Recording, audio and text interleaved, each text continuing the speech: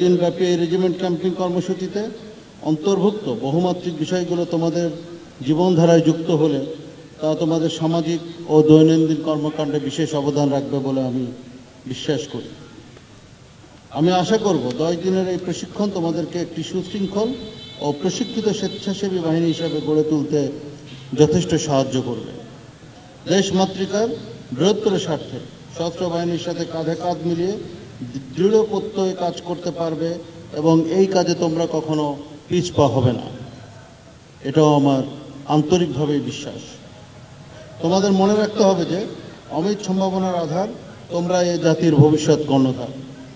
সুতরাং এই স্বল্প সময় ও পরিসরে বহুমাত্রিক প্রশিক্ষণগুলোকে বাস্তব জীবনে যথাযথ প্রয়োগ করতে পারলেই প্রশিক্ষণের যে মূল মন্ত্র বা মূল লক্ষ্য তা আমাদের অর্জিত হবে, যা তোমাদের মননশীলতা উন্নয়নে ও সুকুমার বৃত্তি চর্চার ক্ষেত্রে অনেক গুরুত্বপূর্ণ ভূমিকা রাখবে।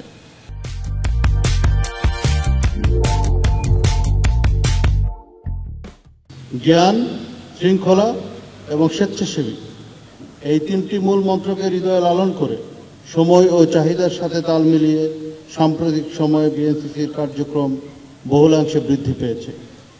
আর্তমানবতার সেবায় রক্তদান, নিরক্ষরতা দূরীকরণ, পরিষ্কার পরিচ্ছন্নতা অভিযান, ট্রাফিক নিয়ন্ত্রণ, বৃক্ষরোপণ অভিযান, মাদক ও সন্ত্রাস বিরোধী র্যালি প্রভৃতি কর্মকাণ্ডের মাধ্যমে বিএনসিসির সকল সদস্য সর্বদা নিজেদেরকে নিয়োজিত রাখছেন।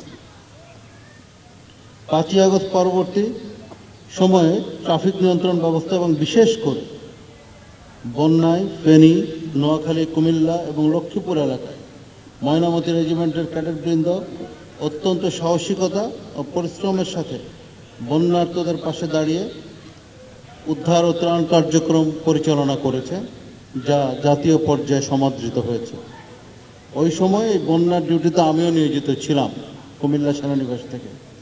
আমি নিজেও ব্যক্তিগতভাবে দেখেছি তোমাদের কার্যক্রম। প্রিয় ক্যাডেটবৃন্দ, বাংলাদেশ ন্যাশনাল ক্যাডেট কোরের মূল মন্ত্র জ্ঞান, শৃঙ্খলা, স্বেচ্ছাসৈনিক। এই মূল মন্ত্র উজ্জীবিত হয়ে তোমরা ঐক্যবদ্ধভাবে রেজিমেন্ট ক্যাম্পিং সম্পন্ন করেছ।